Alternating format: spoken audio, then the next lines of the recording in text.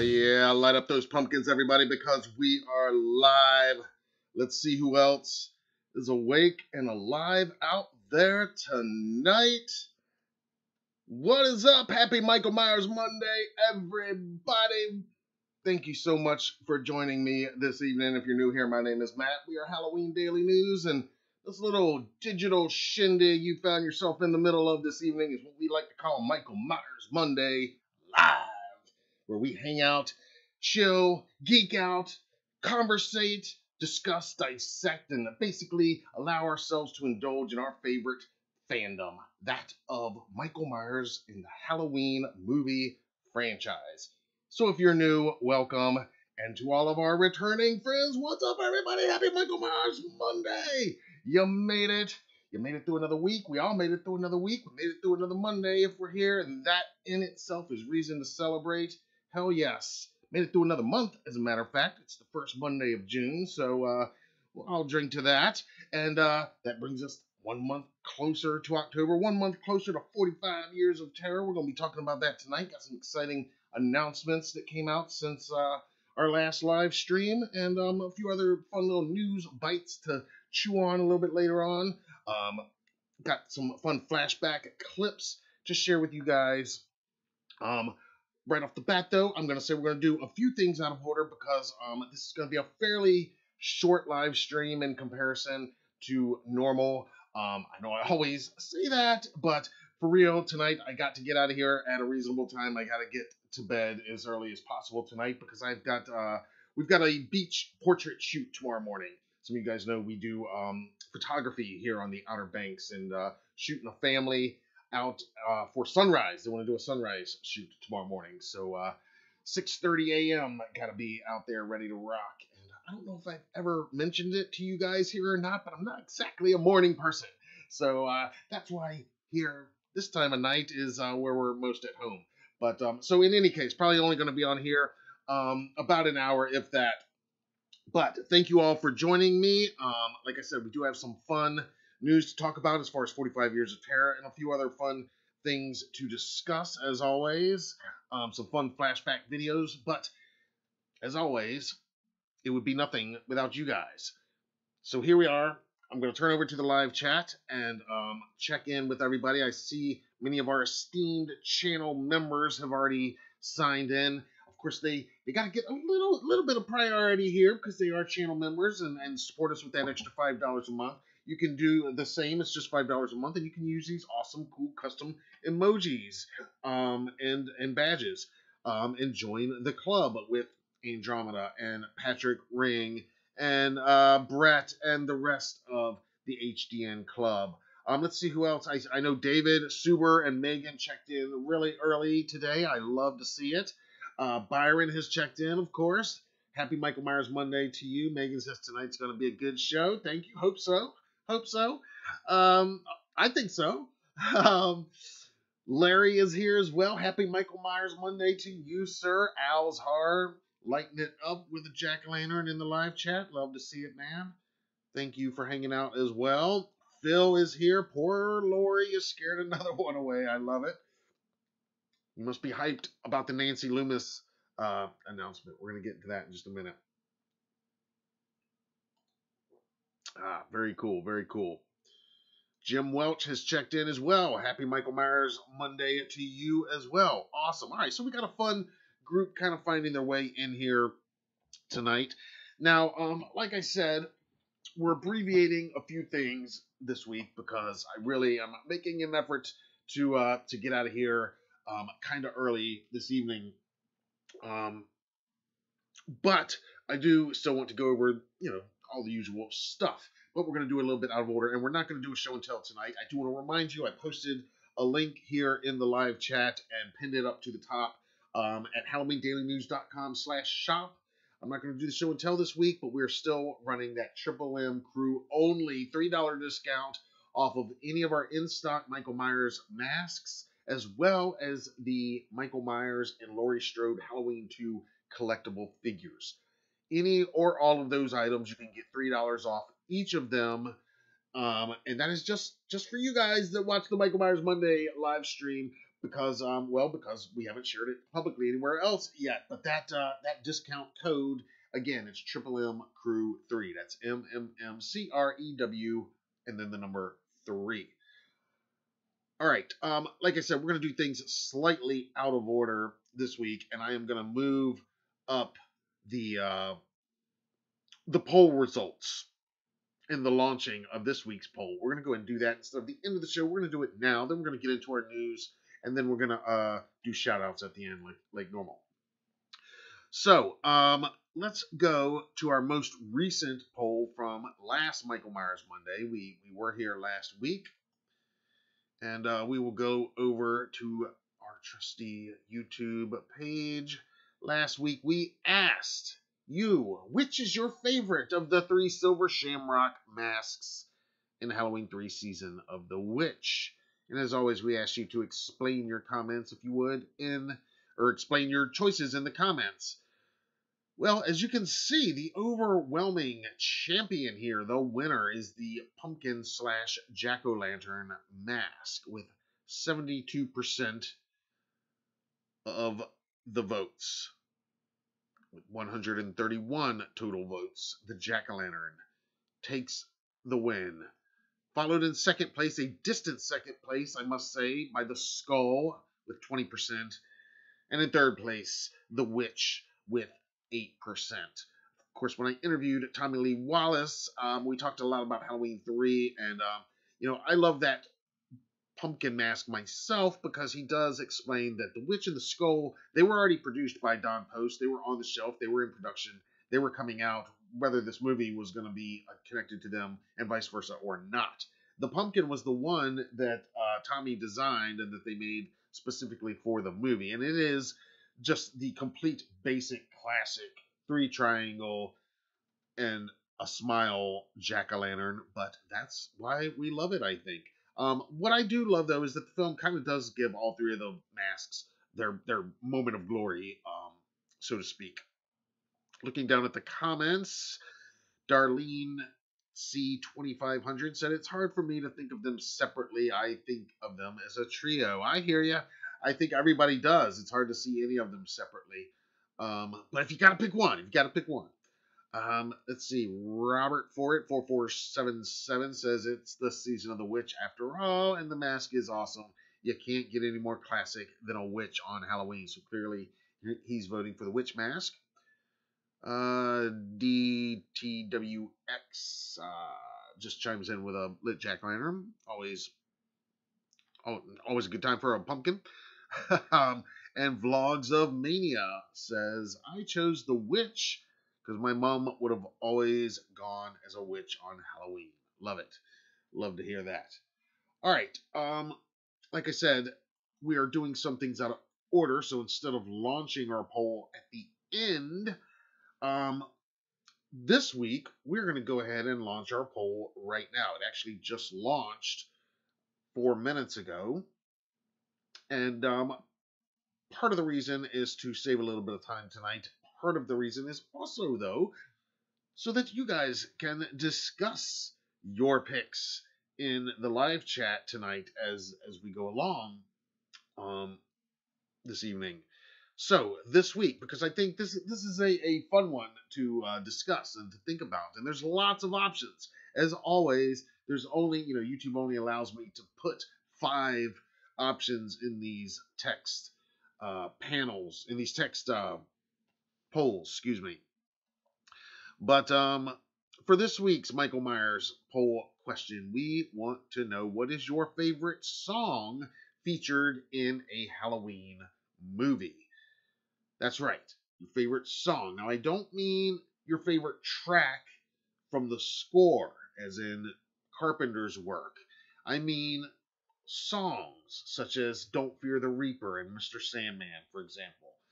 There's been many featured in the films throughout the last 45 years and within many of the different 13 films.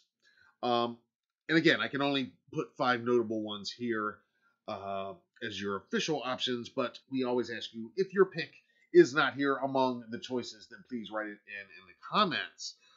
Your 5 options I chose, though, probably the most notable and recognizable and kind of synonymous with these films in many ways. Um, of course, there's Don't Fear the Reaper, used so effectively in the original, um, used again in the most recent. Of course, Mr. Sandman.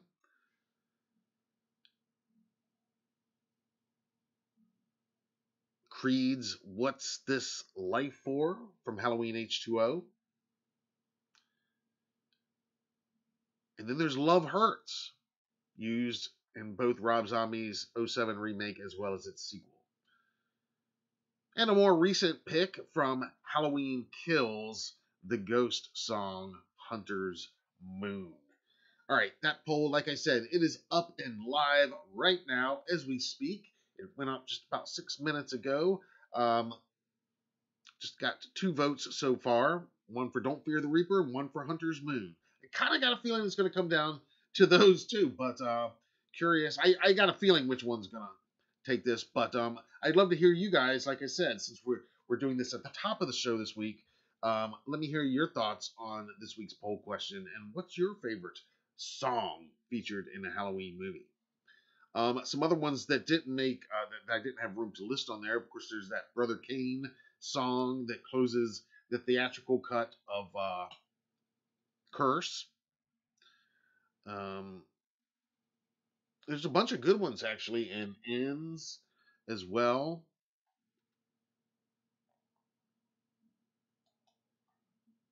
And there's others in H2O that I'm not thinking of at this moment as well. All right, let me turn over here into the live chat and see what you guys are saying.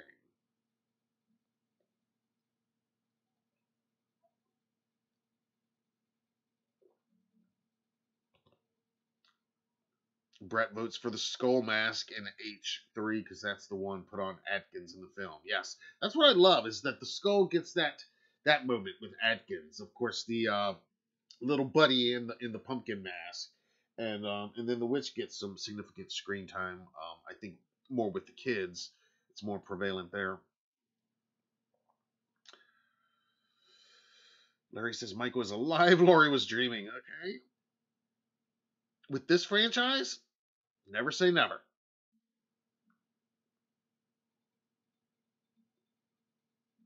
Larry liked the mask that Michael put on Marion. That's the witch. Yeah. Yeah. And again, I could talk all day about how much I love. See, I'm wearing kills. We're talking a little kills tonight. It is a bit of a theme this evening. Sorry if you hate that one. Rob, thanks for noticing the kills shirt. Brett Patrick says, Don't fear the Reaper. Need more cowbell. Classic, dude. Love that. Al's Horror, what's up, man? Favorite song would be Romeo, Romeo from Halloween 5. Nice. Deep Cut. Larry votes for Mr. Sandman. Rob checking in. Happy Michael Myers Monday. What's up, man?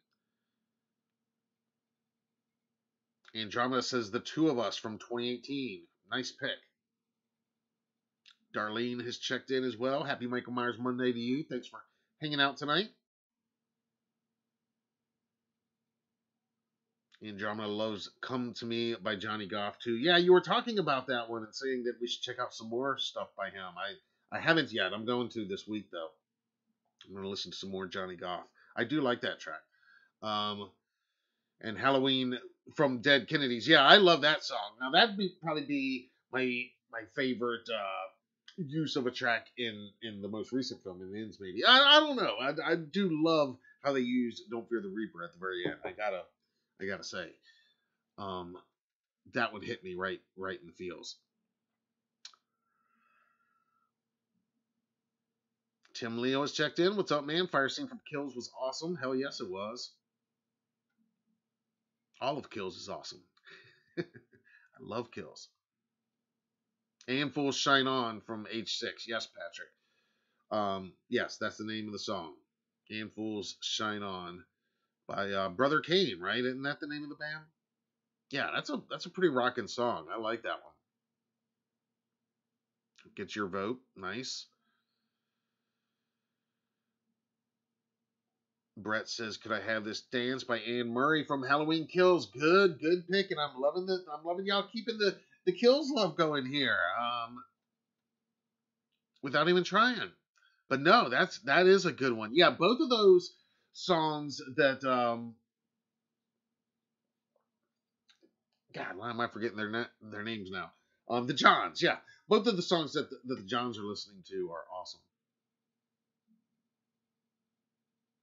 And that Anne Murray one just sounds so spooky, the way it's on at that time. Let's see.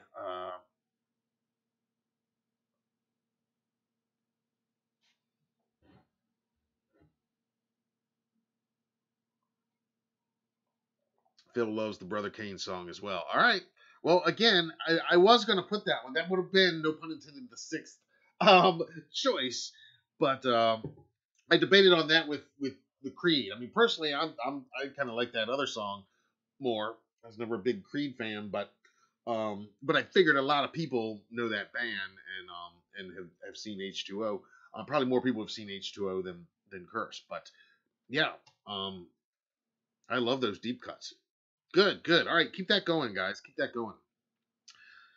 Meanwhile, we are going to get into some actual H45 news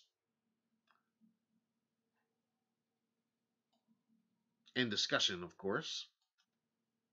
As you guys know, we have been covering the ongoing guest announcements for the upcoming 45 Years of Terror Halloween franchise reunion convention.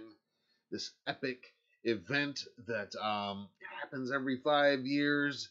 The first one happened on the 25th anniversary of the original Halloween, and ever since then, every 5 years, the franchise takes over Pasadena, right there in the neighborhood where Carpenter shot much of the original.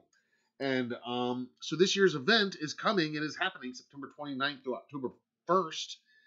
And a pretty amazing guest lineup continues to take shape.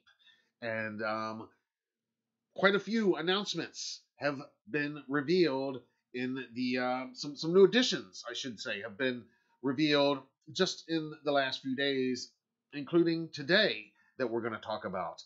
And this event is really shaping up to be something epic for Michael Myers fans. Too many shapes yet? What are we talking about? There's no such thing as too many shapes when we're talking 45 years of terror. Are you kidding? All right. Let's go over here and run down some of these new guest announcements that have been made within the last week here. First up, Anthony Michael Hall, the first non-Michael Myers actor to be officially announced as a special guest for H45. Anthony Michael Hall, of course, took over the role of Tommy Doyle in Halloween Kills. And this will be his first time appearing at a Halloween reunion event, obviously. He's no stranger to the convention scene. He is a pop culture icon even before taking on the iconic role of Tommy Doyle. He's been a part of so many iconic films and franchises over the years just already. So I think he's a great ad. Just as a fan, I'm very excited because I've never met him, and that excites me. And but as a looking at it from a business standpoint, I think it's very savvy of the promoters to announce him now as the first non-Michael Myers attraction, if you will, because he's a pretty damn big attraction already on his own. Just when you look at everything he's done, going back to the original National Lampoon's Vacation and just so much stuff right through Edward Scissorhands and stuff like The Dark Knight. I mean, dude has just he's done it all. So I think this is an excellent guest addition, Anthony Michael Hall.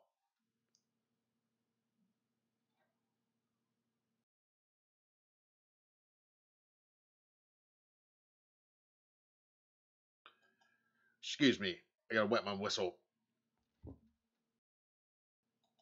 with my Michael Myers mango twist.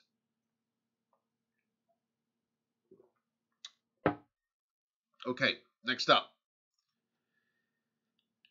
Next up, we have the awesome and amazing Sandy Johnson. Of course, Michael Myers' first ever victim, his sister Judith Myers in the original Halloween.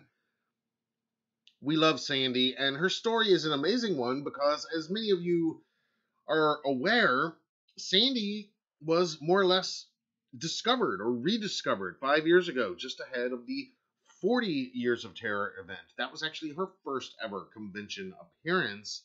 And believe it or not, in the 40 years from 78, when she made Halloween and the film was released, to when um, an agent located her in 2018, in those 4 decades, she says that she truly had no clue that the film had been a success, had fans, much less had this massive fan community that was dying to meet her, and so it changed her life. And I'm going to talk a little bit more about that and about Sandy here in just a minute. But let's continue with these announcements because we're just getting started.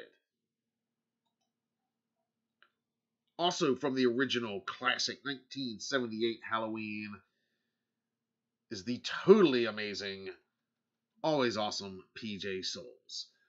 No stranger to these reunion events, no stranger to conventions in general, no stranger to us here at HDN. We love PJ, and again, I'll be talking a little bit more about my most recent conversation with PJ here in just a few minutes. Very excited that she is added. Not surprised in the least, but what a great add. And of course, PJ, like Anthony Michael Hall, she does bring a bit of pop culture weight beyond Haddonfield. Of course, she's one of the stars of Carrie, the original Carrie, Rock and Roll All Night, Devil's Rejects, and not to mention that awesome voice cameo in Halloween 2018. Again, we'll talk a little bit more about that and PJ's and specifically PJ's involvement with the most recent films in just a few minutes. Up next, an icon, an absolute icon within this franchise, Nancy Stevens, has been added to the guest lineup. Now, Nancy Stevens, in addition to her many credits outside of Haddonfield, she has now starred in 4 films in this franchise. Not very many other people can say that they've been in 4 Halloween franchise movies, going back to the original, the 78 classic, where she originated her role as Nurse Marion, reprising it again in the original Halloween 2, reprising it again in Halloween H2O, where we thought we had seen the last of her until a little movie called, are you guys feeling the theme tonight? Halloween Kills, which brought Nancy back, once again reprising Nurse Marion one last time. And it was awesome. And of course, she's going to be there. She has to be there. She is one of the absolute icons of this franchise. Again, I mean, Jamie obviously holds the record of being in the most franchise films, but not many other people can say 4 films in this franchise. I think just Danielle, right? I think it's just Nancy and Danielle are the only 2 that can claim 4 credits. I know Nick technically can now, having performed The Breeding in all 3 of the most recent films. So I guess technically Nick can claim that he was in 4 films or part of 4 films. But is there anybody else that appeared in? Donald, of course. Duh, yeah, Donald Pleasance, of course. But outside of Jamie and Donald and Danielle and Nick on that technicality, is there anybody else? You guys let me know. All right, moving on. Just announced today, very fittingly on Michael Myers Monday, of course, the great and illustrious Charles Cyphers. And again, when I talk about how some of these guests bring a certain pop culture magnitude with them that extends well beyond Haddonfield, Charles Cyphers is definitely one of them. I mean, he's done so much in his career. So many of Carpenter's films, so many awesome credits. And not the least of which are appearances in 3 Halloween franchise films. Of course, playing Sheriff Lee Brackett in the original Halloween, reprising that role just briefly in what is essentially kind of a cameo in Halloween 2, and then reprising it a little more properly in, once again, what are we talking about tonight? Kills. That's right, Halloween Kills. Very excited that Mr. Cyphers is added to the lineup. He is a living legend, if you ask me. I mean, he is up there with like Dick Warlock and Tom Morga and these guys that have been around. They've done it all. They've seen it all. And yeah, if I get to spend a few minutes talking to him this fall in Pasadena, I would absolutely love that. We did get to meet Charles a few years ago at I think it was at the 2015 Flashback Weekend in Chicago, actually, that I've talked to you guys about before. And he was very nice, very cool, very kind. Never interviewed him, never gone on the record with him.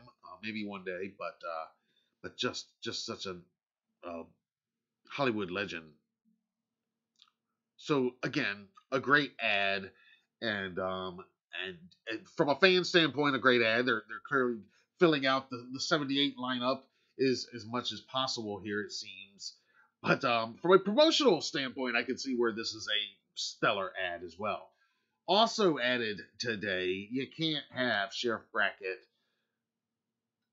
without Annie Brackett. That's right, the iconic Nancy Loomis. Now, again, they've only got Halloween 78's logo listed here, but of course, we all do know that Nancy also appeared in not just one film. Of course, she plays Annie in the original Halloween, but she does appear in actually 3 films in the franchise, as I'm sure all of you watching are well aware. I don't know why they didn't list them on here. Of course, Annie, quick little cameo in Halloween 2, but Nancy did come back to shoot it. But more substantially, she came back to play an entirely different character in Halloween 3, Season of the Witch.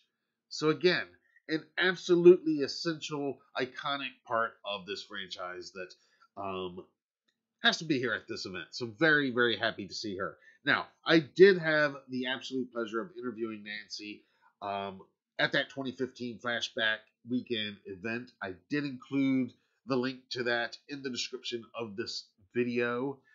It is a written interview, and she was awesome, and we talk about all kinds of cool stuff. So check that out when you get a chance. Now, that's all the announcements that have been made public on official social media. But if you go over to Halloween45.com, there's actually a few more guests listed over there. That's right. If you go over there, you will see that also added to the lineup, another Michael Myers performer, Casey Hendershot, who did some stunt doubling for Tyler Mane in Rob Zombie's Halloween 07. And you guys correct me if I'm wrong, but I don't recall that Casey was a guest 5 years ago at 2018. So this is a significant new Michael Myers guest addition on the road to what I think is going to set the record for the most Michael Myers performers in one room at one time ever. We're clearly on the way.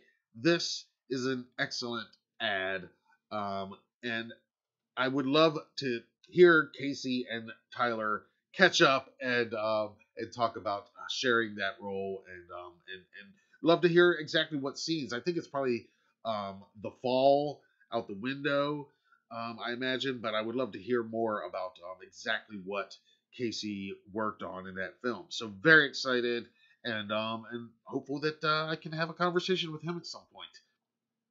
And there's another very cool guest revealed on the website as well. Cody Robinson, who did some stunt doubling apparently for James Jude Courtney in Halloween 2018. Cody has also been added to this already amazing killer lineup of guests. Yet another Michael Myers performer. So I think we're up to almost 20 guests announced at this point, which is more than some conventions book at their entire convention. But the way 2018 went and the way previous years' guest lists have come together, I feel like they're not even halfway done announcing guests. But I am thrilled with this lineup so far. Now, I said we were going to talk a little bit more about two of those guests, and I want to do that now for just a minute. The great Sandy Johnson. Like we said, she made her debut, or convention debut, at the 2018 40 Years of Terror. And before that, there was like a worldwide internet search. Help us find Sandy Johnson. And if you'll remember, she also appears in the 2018 film. Again, she's credited as Halloween 78, but she's in 2018. It's the old footage, but it's her. She's in it. She's credited. In any case, I had the great pleasure of interviewing Sandy a few years ago. She was actually one of the very first video interviews we did here on the channel on the Zoom format, and it was way back in that other era of time that seems so far away, way back in 2021. That's right, early 2021. She was one of the first video interviews we did here on the channel. So what I'm going to do right now is I want to share just a little flashback clip to that interview. It's only a few minutes long, but this is Sandy talking not about the 78 film, but this is specifically talking about her rediscovery. And she talks more about it in the full interview. I've included the link to the full interview in the description of this video, so please check it out when you have a chance. The full interview is about an hour long, but this is about 3 or 4 minutes, and it's just fascinating to hear that for 4 decades she had no idea that fans were dying to meet her, that this franchise was looking for her, and that Halloween 2018 was going to put her back on the big screen again, put Judith back on the big screen again. So I'm going to take a breather, check out this clip. As always, I'll be right here in the live chat, commenting along as we go, and I'll mute my mic unless there's anything I feel like I need to add, and but just sit back and enjoy this. And if you've already seen the interview, then apologies, but again, it's only about 3 or 4 minutes, so check it out. At what point did you realize, or did you find out they were going to be using footage from your scene in the new 2018 film? Was this before your agent had located you, or how did that all happen? Well, they had to have my signature in order to use me in the film. Sure. So they had been hoping to find me so that they could use that footage for the cemetery scene. Mm-hmm. Of course, I had no idea anyone was looking for me. So when he reached out, he said, "Is it okay if I reach out to Blumhouse and let them know that I found you, because they really wanted to use your footage in the scene?" And I said, "Sure." So it turned out that they were within like 10 days of wrapping up the film. Wow. So if he hadn't found me when he did, I wouldn't have been in the film, because it would have been too late. So it was just one of those things that the timing, everything just fell into place. Wow, it really does feel like it. Yeah, it just, everything happened right at the right time for it all to sync up. And so that was 2018. Like you said, they were just days from locking the final cut, I guess.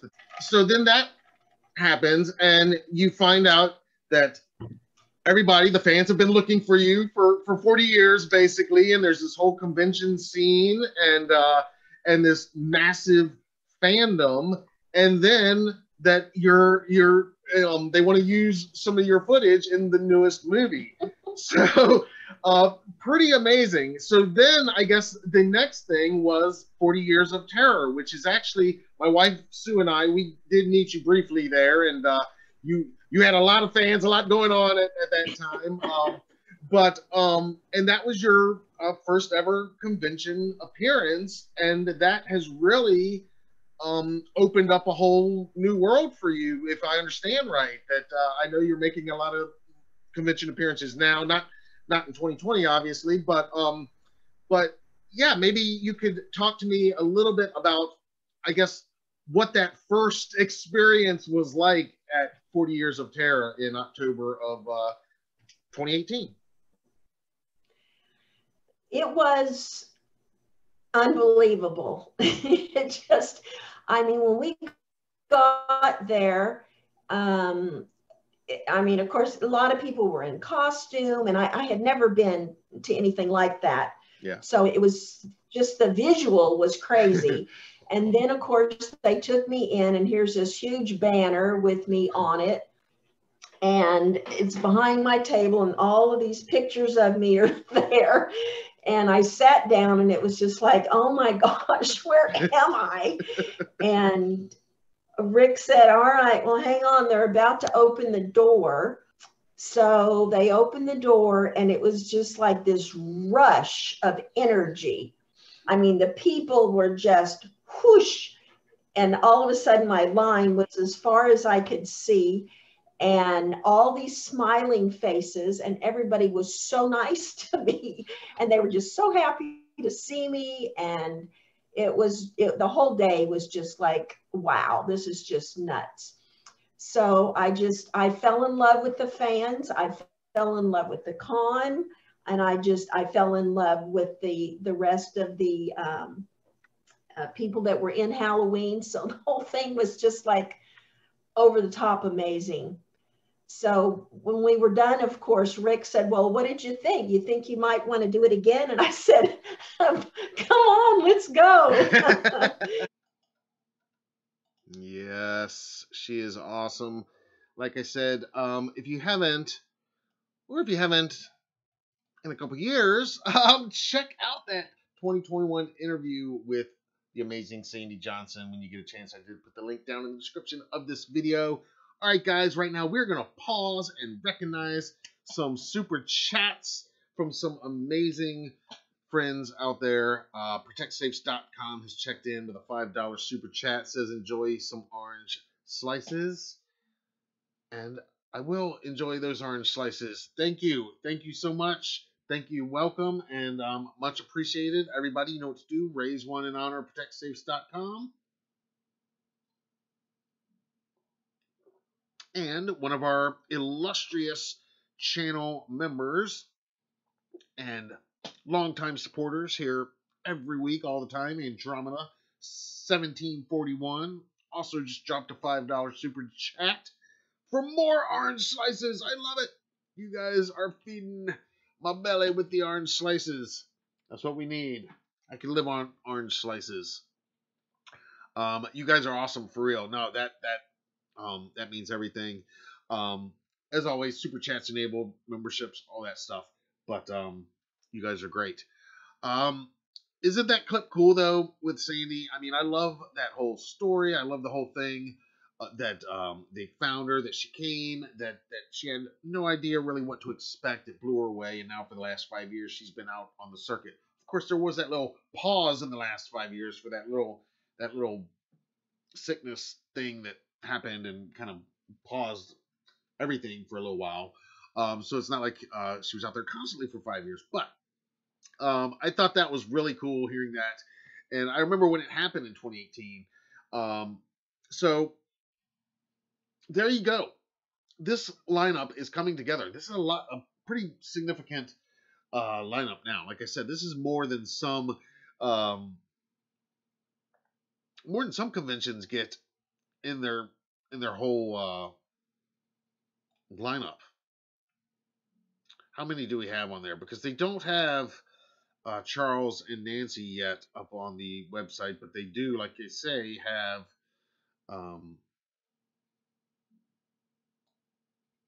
Casey and Cody. 2, 4, 6, 8, 10, 12, 14. Yeah, so like 20 have been announced so far. And then there's a couple others that we just know about that we've talked about here before that haven't been announced yet. So pretty amazing.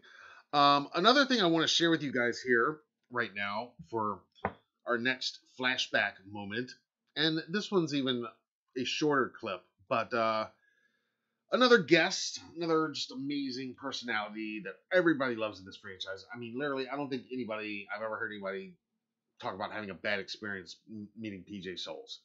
And like I said, she brings a certain cachet with her of just pop culture influence herself, just being herself, and some of her other roles. You know, I mean, she brings Rock and Roll All Night fans, just Carrie fans.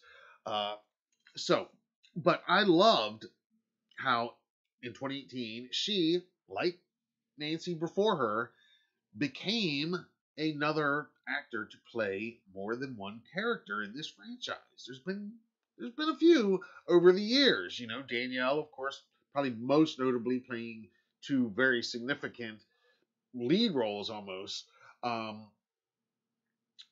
But not the only one. Nancy has done it. PJ did it, of course, in 2018 with her voice cameo playing an entirely different character. And I was always curious about when and how that came about.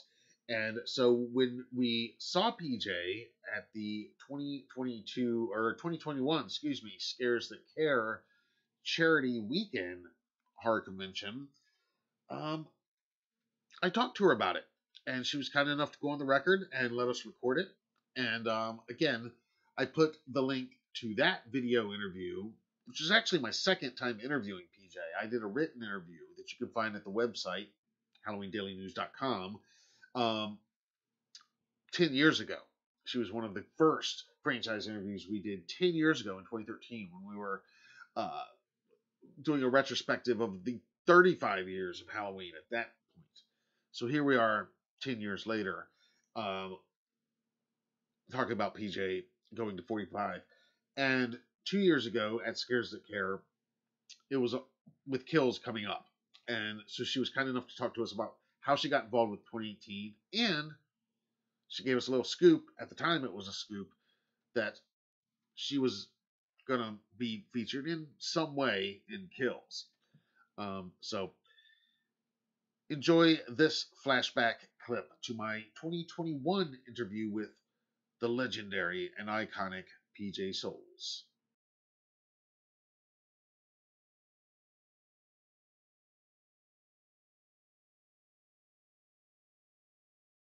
So many people remember you from a number of iconic films, but most recently you had a little return to Haddonfield with a voice cameo in the 2018 Halloween film. Can you tell us a little bit about how that came about? Well, I was very excited because David Gordon Green, they approached me, Ryan Turek, he emailed and said, hey, we're thinking of doing the scene with the teacher and we'd love you to be the voice of the teacher. And I thought for a moment, well, that's okay, all right. You want me to just be a voice? Okay, I just had to step back for a minute and let that digest. But then I was like, okay, if I can use the word totally in the sentence, because I knew what the dialogue was, because it was going to be the exact scene, I'd be willing to do it. And so they agreed. And so that made it a little more exciting, and it made it more meaningful because, you know, why have me do it randomly? And so it was the whole poetry thing, and it's when, I guess, Laurie's granddaughter's looking out the window like Laurie did many years ago in the classroom scene, and the teacher was reading a passage, and I was able to fit the word totally in there. So it was very exciting, and I get to sign a lot of posters from that Halloween now, so it's cool. And it was a little Easter egg for the fans, which is always good, because everybody always asks me, are you going to be in it? Are you going to be in it? Yeah, I know the fans definitely appreciated it, especially us longtime fans, and it was just a great treat and a surprise when that scene came up, and to hear such a familiar voice there. Well, it's funny. A lot of fans said they recognized my voice right away. A lot of people have said, "Oh, you did the voice of the teacher," and I go, "Yes." So I'll have to watch it again. So it's funny. Some people have recognized me right away, and others didn't. But it's kind of nice either way. Well, definitely great to have you back involved in the franchise once again for a whole nother generation. Yes. How about Halloween Kills? Anything you can tell us about that? Are you looking forward to the sequel? It's supposed to be Mom. Lips are sealed, but there's something that you can look for in there. That's all I'll say. So I think everybody will be very pleased. Awesome.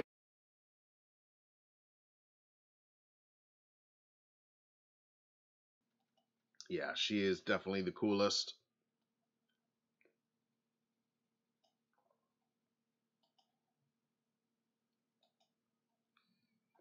So there we go. Some huge H45 guest additions. And again, I mean, it feels like as stellar a lineup as we already have. It feels like they're just getting going, and I couldn't be more excited for this. So you guys let me know what you think in the comments and right here in the live chat. Yeah, I love PJ too. A lot of you guys expressing your love and affection for PJ Souls. She's just the coolest. Like I said, I mean, anybody that's met her,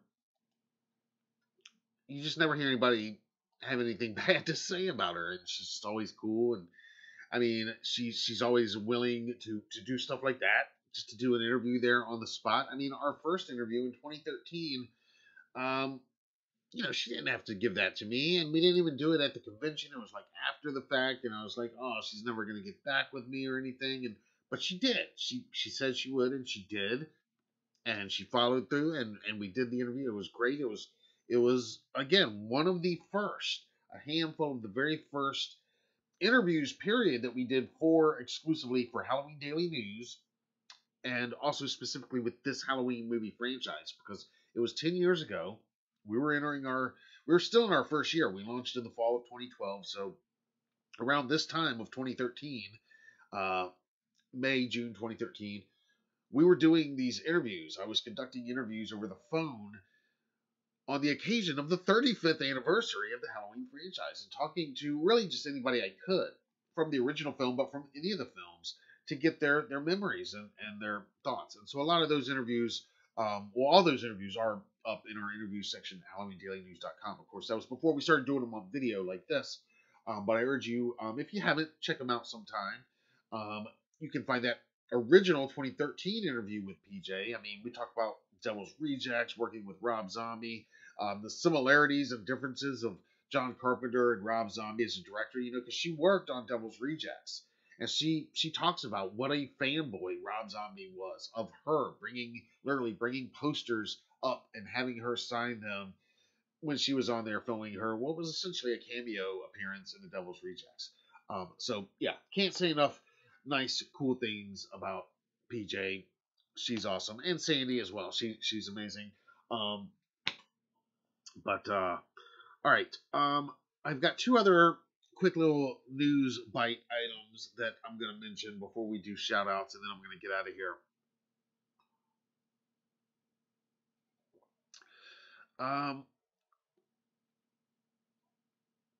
Have you guys heard about this new Robert Englund documentary? That's right. I'm going to talk about Robert Englund for just a minute here. And you'll see how it ties into this franchise. Now, some of you probably know what's at the heart of this story, but I want to start off by talking about this new Robert Englund documentary. It's called Hollywood Dreams and Nightmares. And Screenbox was kind enough to send me an advanced screener. I watched it last night, as a matter of fact. And I really, really love this documentary. I know that everybody that watches it, horror fans, are going to love it.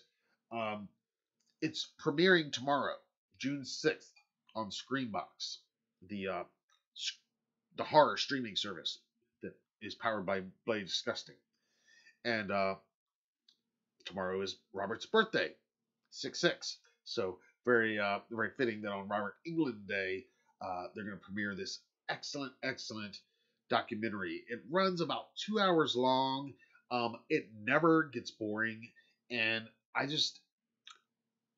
it covers Freddy, obviously, but it goes so much deeper than Freddy and Elm Street. It is truly a celebration of his life um, and his career. And his career is so much bigger than just Freddy. I mean, that's always going to be what he'll be most identified with forever. It's like Boris Karloff, Bela Lugosi, Robert Englund. These guys understand what it's like to play one role that you're. But anyway, I could talk a lot about this. It's an excellent documentary, and it'll remind you why you love him as an actor and a performer, even when he's not playing Freddy. They spent a lot of time on one of my favorite movies called Behind the Mask, The Rise of Leslie Vernon. If you guys haven't seen it, seek it out, watch it. It is a fucking classic. It is one of the best movies ever made. Leslie Vernon. Robert's in it. He loves it too. They spend a lot of time talking about it. They even spend time talking about his appearance on a Halloween episode of The Goldbergs, which I loved too. Excellent documentary. They really, like I said, they cover his life and career in depth and in full, and just it really illuminates how great he is. Now, how does this tie in to Michael Myers Monday? Well, he does tell a story about his involvement with John Carpenter's 1978 Halloween. Now, some of you have probably heard this story before. I believe he's mentioned it in other interviews, but it is nonetheless fascinating and pretty damn cool to have it here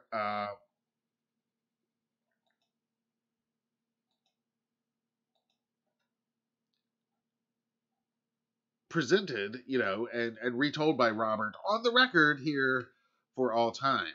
So here's the movie poster. Again, the documentary is called Hollywood Dreams and Nightmares, the Robert Englund story.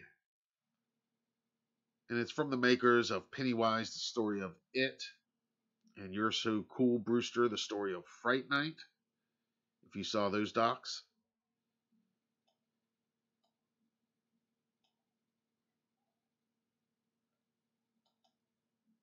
So, in the documentary, among the many, many amazing stories that only somebody who spent as many decades in Hollywood as he has, and over the specific decades that he did, could tell, Robert tells this fascinating story about working a day on the set of what would be a little movie called Halloween.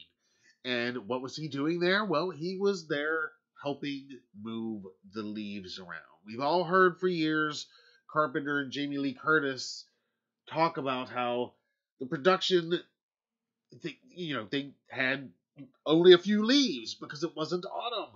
They weren't out. They were in Pasadena, so they would literally pick up the few leaves they had, put them in a trash bag, and take them to each scene. And apparently, a young Robert Englund, he's a working actor at this time. He's living out there in Hollywood, and he's just doing whatever he could do. And if he's not on set with a paid gig, and somebody says, "Hey, we can pay you a couple bucks to come on set and move some leaves today," hey, it's a gig. What else am I doing? And so there he was. He was there, and that little movie, of course, turns out to be Halloween. Now, the connection goes even deeper. They don't talk about it in this documentary. Some of you know that Sean Clark has uncovered that the reshoots of 78 for the TV cut were done in the original Elm Street house. So the connections run deep there, but really awesome to hear that story mentioned, that and the Luke Skywalker story. Many of you guys know what I'm talking about. Robert Englund basically is responsible for Mark Hamill auditioning for Luke Skywalker. Just amazing stuff. So I guess the moral of the story is check out this documentary. It is excellent. I'm telling you. Even if you're not even like an Elm Street fan and you're just a movie fan or a horror fan in general, you're gonna love it. You're gonna love it. And if you're an Elm Street fan, then it's like it doesn't get much better. But I just I thought it was great, and it made me want to rewatch some of his films that I've seen and seek out. Actually, there's a couple that I've never seen that the film brought to light to me. That I'm like, oh shit, I need to see those. All right, we got one more quick little news bite I want to bring up.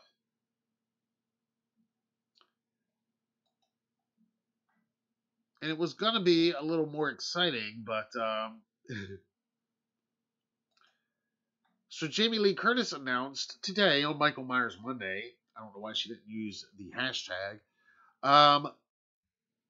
that she was doing another round of autographs, Laurie Strode autographs, for charity. She said on Instagram, she's back. I'm sending 50 pictures for 50 fathers. A Father's Day offering is up on the website. May the best man win. Well, whatever that deal was, if you're one of the 50 that won whatever it was to win, let me hear from you, because when we went to the website, there was no mention of that anywhere. And apparently, from reading the comments of this post, those 50 pictures sold out real quick. Again, awesome that she's doing this for Father's Day, obviously. Awesome that 100% of the proceeds go to charity. Gotta love that. And again, yet another instance of Jamie Lee Curtis recognizing that the Laurie Strode Halloween Michael Myers fandom can really do a lot of good when it comes to raising money for her favorite charity cause. So I guess what I'm saying is, if ever there was going to be some thought of doing something like a 45 Years of Terror, and realizing that, yeah, doing that could really raise a shit ton of money, I think those thoughts would definitely be crossing her mind currently, if ever they were going to or ever would. At the same time, though, I was thinking about this. I was talking to my wife about this the other day. Everybody's like, "Oh, Jamie Lee Curtis might be announced. She might be announced for 45. Wouldn't that be cool?" You guys give me your thoughts on this. How would they even have to do it? I mean, it would have to be like an entirely pre-sold thing, don't you think? You guys tell me what you think. Because I think otherwise it would just be a madhouse, and just having lines that would go on for hours and people spending hours waiting. I think it would have to be done like the photo ops, like the pro photo ops, where it's like you show up at this time and this many people are blocked off to go get in line for her at this time, and that's just to run through, or maybe that's all they do is just the pro photo ops. That's another thing. I don't know. There's a few that were there at Horror Hound a few years ago. Tell me how they did it there. I imagine if they were going to do it, it would be very similar to that. But you guys tell me what you think. All right. We're going to pull up some shout outs, and then I'm going to get out of here. You guys know what's up. The Michael Myers Monday hashtag. We always share a couple highlights from the socials each week. So we're going to jump over here to the Twitter sphere for a second. Kevin 11 at the Spirit 84 says, me scrolling the first thing in the morning. There's Michael scrolling first thing in the morning. Another one from Twitter today. I thought this was pretty adorable. Somebody rocking their newborn to sleep, wearing their Michael and Laurie t-shirt in honor of Michael Myers Monday. Love that. One more from Twitter this week. It's pretty funny. It says, see you at the end of your rope. Michael just having a apparently joyous time on this rope swing here. This is posted by Michael Myers at The Shape. The unavoidable price of reliability is simplicity, he says. Okay. Not sure I know what all that means, but I thought it was a funny meme. Let's move over to Instagram now.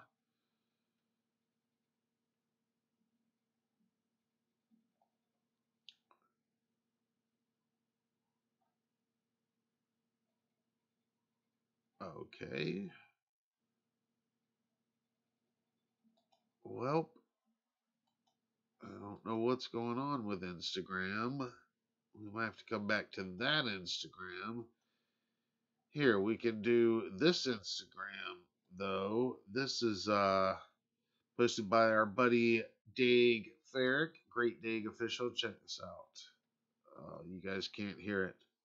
Was killing sometimes, Here so it got go. kind of stinky. Hear it better. For my mask, the clown mask, after a while, because I got kind of sweaty in it while I was killing sometimes, so it got kind of stinky. Love that. Love his honesty. Let's see. Another one from Instagram stories today. This is our buddy Horror Hound 1957. Check this out.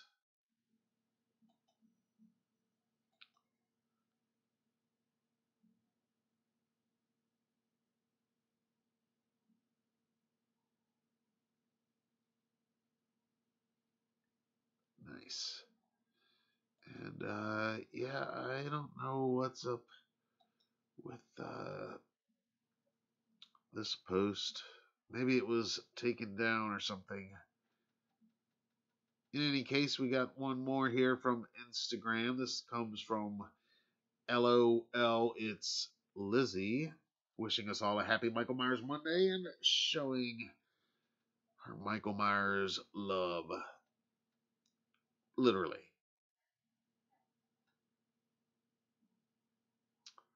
All right, as always, guys, tag us on your socials every week. Use the hashtag, get it trending, and mark your calendars, turn on your notifications, hit your subscribers, and plan to be here. Same Michael time, same Michael channel for Michael Myers Monday Live. You guys know what's up. This has been a blast. Like I said, I'm going to try to get out of here a couple minutes earlier than normal. It's a little bit before midnight. So I guess I accomplished my goal a tiny bit. Not that I don't want to hang out with you guys. You guys are a blast, like always. I'm going to check in here on the live chat one more time before I sign off for the evening, because I do have such an early morning, and that's the only reason I'm signing off this early.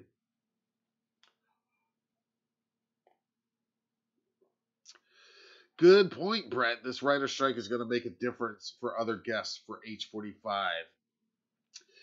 Damn. Yeah, you're right, man. That is a good point. I didn't really think about that, but you're absolutely right.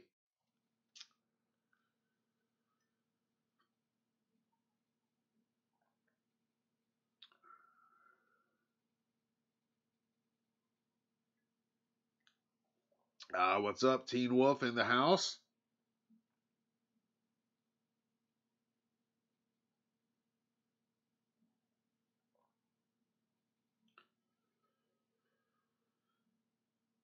Yes, Andromeda. I heard Sean say that on that most recent episode they posted. Yeah, because the strike is keeping everybody out of work. Yeah, you're right. It might increase some chances of some otherwise hard to get guests. We'll see. It's going to be pretty epic. That's for sure. I mean, it's going to be epic even with just what we know is going to be there. It's going to be epic. So,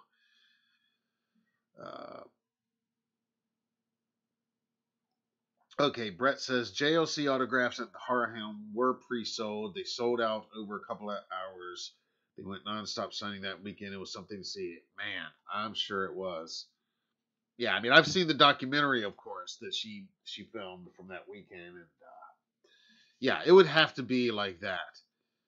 And yeah, it would be nonstop that entire weekend. And yeah, I'm sure she would break some charity record with that. And then I gotta think, you gotta think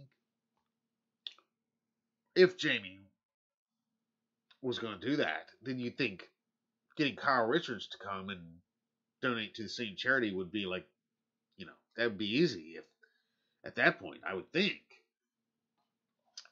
I don't know. We'll see. In any case, these first 20 guests are stellar.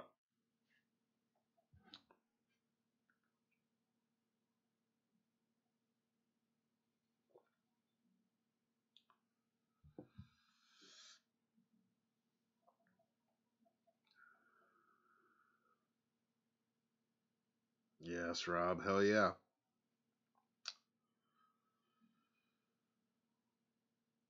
Yeah, Teen Wolf. I've seen some of those Code Oranges, people posting at home stores and Ross.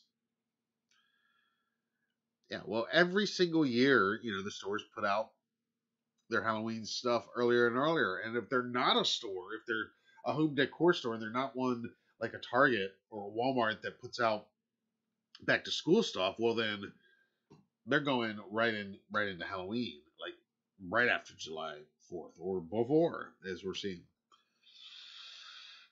Andromeda says the beach at dawn is gorgeous. You'll love it. Oh, nice, awesome. Yeah, I know we're gonna get some cool shots. Darlene says good night. Thanks for hanging out. Happy Michael Myers Monday. Photo op with JLC, Nancy, Loomis, and PJ would be awesome, says Brett. Yes, that would be. Brad's Music Chain always checked in. Happy Michael Myers Monday, man. Oh, yes. All right, guys. This has been awesome. Sorry, there's not more breaking news. There is exciting news elsewhere outside the franchise. You might have seen some cool stuff we're reporting on elsewhere. Some cool interviews this week. Earlier this morning, we published my exclusive conversation with a very talented filmmaker named Bomani J. Story. He is the writer and director of a new horror film called The Angry Black Girl and Her Monster. And this is basically a modern reimagining of the Frankenstein novel, the original Mary Shelley novel. And we talked about Mary Shelley and the novel and the Frankenstein creature and practical effects and Cronenberg's influence on his gore and of course Halloween itself. So again, not related to this franchise, but please check out my interview with Bomani when you get a chance. It's not a very long one. It's only a 20-minute interview. And then coming up later on this week, we've got an interview with the cast, writers, and director of the new horror comedy from Lionsgate. It is called The Blackening. And I've seen it, and yeah, this is going to be a huge hit. And it's pretty fucking hilarious, I gotta say. I loved it. So you can look for my interview with them. That's going to be coming in a few days as well. So lots of cool stuff. And as always, more cool surprises and treats on the way very soon. All right.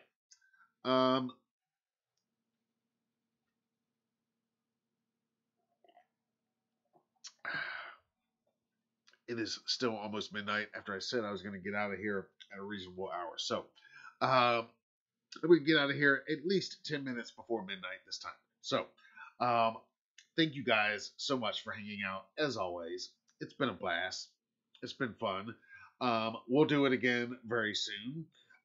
Definitely next Monday is the plan, if not sooner. You never know. We might have some cool breaking news. You never know. Subscribe. Keep those notifications turned on. That way you don't miss it. And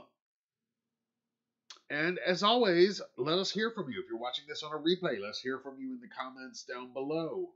And to all of my friends and fellow fanatics here in the live conversation this evening, thanks, as always, for your participation, guys. You guys are amazing.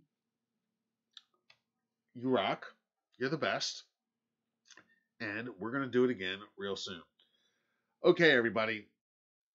Be sure to subscribe so you don't miss all of our coverage of 45 Years of Terror and everything else we've got coming your way right here on the HDN YouTube channel. Until then, I'm Matt Arts for Halloween Daily News. Thank you for watching, and happy Michael Myers Monday!